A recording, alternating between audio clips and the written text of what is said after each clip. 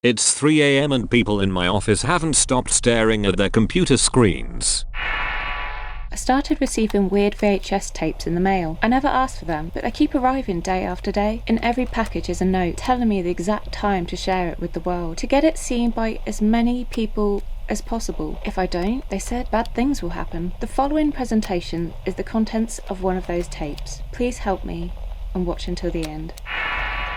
I absent-mindedly flicked the switch to turn off my computer monitor. It was 5:30 PM and I was finally done for the day. I couldn't wait to get out of there. It was Friday and I was eager for the weekend, yearning to wind down and forget about work for a day or two. I worked for a publishing house called Raven Mill Books as an editorial assistant, a lifelong dream of mine. I spent most of my day reading. Granted, the stories aren't always compelling, but hey, I still loved immersing myself in the work of others, whatever it may be. I turned to face Patricia, the girl that always sat next to me. I think she was in marketing. I was never sure and she wasn't very talkative. I'm done for the day. See you Monday, I said, picking up my handbag. My bag fell from my weak grasp as I glimpsed her face. She had this permanent grimace that seemed to be fixed to her features. Her mouth was twisted, as if she was in pain, and the color of her flesh was that of pure snow. It was as if someone had sculpted her face to be in a perpetual state of fear.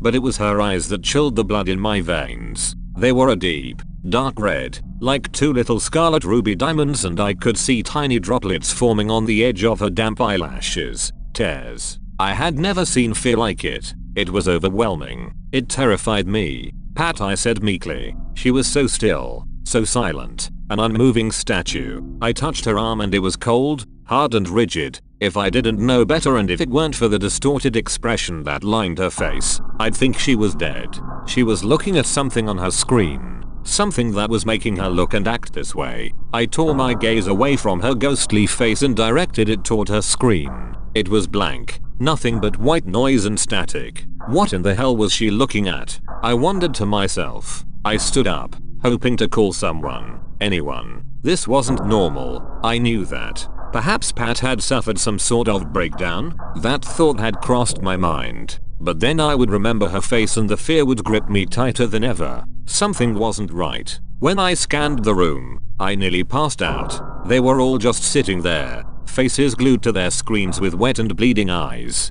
Every single one of them. I saw my friend Triss, over in sales, and her boss Miranda, all wide-eyed and unblinking. I saw Ursula, Ruby, Nathan and Tom, all my friends, everyone I knew, every single one staring at their computer screens. I walked toward Triss, my eyes filling with tears. Triss? The room was so quiet, so completely still that I could hear my own heartbeat in my ears, beating incessantly. It was deafening. Triss didn't respond, didn't even flinch, just continued to sit and stare at her screen, eyes ruby red and weeping. As I neared, I noticed her trembling, ever so slightly, the fear just radiating off her body. She was glowing, almost. My hand reached out to touch her auburn hair. It felt dry to the touch, hardened, as if someone had poured wax all over it. My hand traveled down to her shoulder. I prodded it gently. No response. I just about had enough, so I spun her chair around so that she faced me. Triss, snap the fuck out of it, I said, shaking her. I stared into her glassy eyes and saw my own horrified face reflected in them. At that moment, she began convulsing violently. Her body shook with a fervor I had never seen before. Her bloodshot eyes rolled back into her head, glistening in the pale evening light as she shook. I loosened my grip and stood, watching in horror. I fumbled for my phone, desperate to call the police and the ambulance, the whole fucking cavalry. I attempted to dial 999, but my heart sank when I saw that there was no reception, no fucking signal. My phone lay, defeated in my sweated palm. I looked at the quivering body of Triss and my eyes widened in horror as I watched her change, morph into something entirely different. Her convulsions had worsened and she had fallen to the floor. Her mouth was grotesquely askew. White foam dribbled from the sides. I could see her veins. They were thick and bulging, a deep, overpowering red. I saw them quiver as the blood coursed through them. Then she screamed. Her mouth opened unbelievably wide and within I saw that she had bitten her tongue nearly in half. I felt powerless, All I could do was sit there and watch her die from whatever the fuck was happening around me. Her veins continued to swell, growing ever bigger, and before I could blink, they fucking exploded. Before she succumbed, I heard her whisper something that sent shivers down my spine. "Mum, please." I didn't know why those words escaped her dying mouth. Why was she begging? You see, Triss' mum had been dead for 3 years. She died in a car accident, was impaled by a fucking truck apparently. It was macabre. Before Triss' blood had a chance to dry on my bro, Miranda caught my attention. She was concealed behind her screen so I couldn't see her properly, but I could see the top of her head from where I was. Something about her shrouded demeanor frightened me even more. I knew what she was doing, of course. I already knew she was glued to her screen like everyone else, but it was what I could hear that sent spikes through my heart. She was fucking laughing. I observed her head move up and down like a bobbing apple. I got to my feet, slowly, with my eyes closed. Believe it or not, I was too scared to look. When I did eventually open them, I let out this inhuman howl that I am certain was not my voice. Miranda's face was a ghastly, terrifying sight. Her eyes were unmoving, unblinking, just like the rest of them, but there was something strange and different about her mouth. She was smiling, a wide, unearthly smile that spread from ear to ear. Tears streamed down her face. I could see the dread in her eyes. Why was she smiling?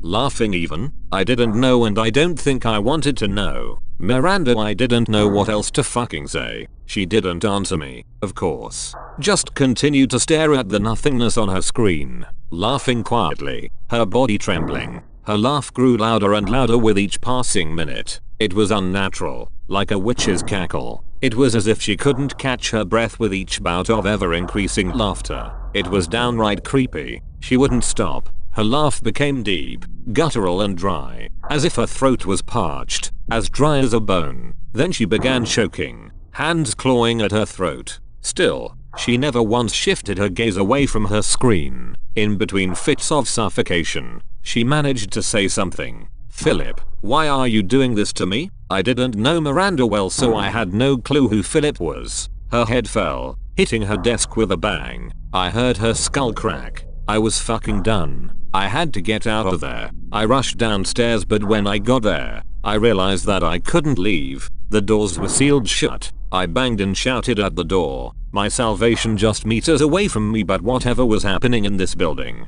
it didn't want me to leave. I couldn't leave. Why was I the only one that didn't get affected? I turned my screen off before everyone else. I was sure of that. So it was pure, dumb luck. That was when I saw something pale and gangling just out of the corner of my eye, just out of reach. It moved so swiftly I was sure it was a trick of the light, but it petrified me even more because I knew it wasn't a trick of the light. Something was there, lurking, dwelling in the dark corners of the office, always just out of reach. I felt like I was being watched. Not knowing what else to do, I made my way back to the main desks. I could go nowhere else. When I walked back in, the sight that greeted me was beyond words, beyond anything normal. Every single person in the room was laying face down, face-hugging their keyboards. Their heads, oh my god, their heads. They were all shriveled, like those perfectly preserved shrunken human heads that are used for grotesque rituals. It looked like they had been left out in the sun for too long, all desiccated. The skin was far too tight,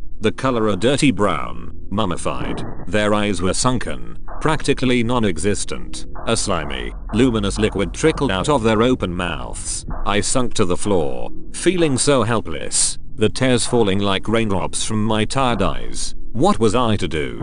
Then I heard a voice that I hadn't heard in 10 years. "You'll be okay, Delcy. I'm here for you." It was the voice of my brother Timothy. Timothy has been dead for 10 years. I covered my ears. "Please, leave me alone. I can't do that. Delcy, you need to come and look at me.